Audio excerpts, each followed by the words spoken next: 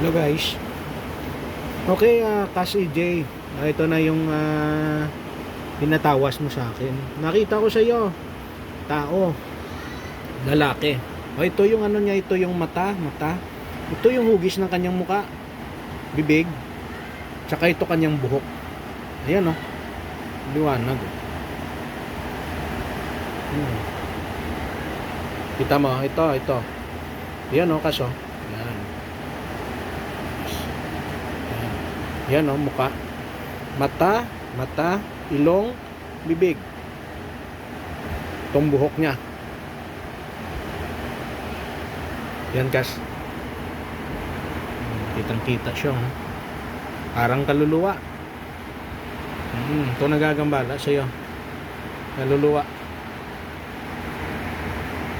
Sige, comment po kayo mga guys kung anong nakita nyo rin dyan sa mga tinatawas ko.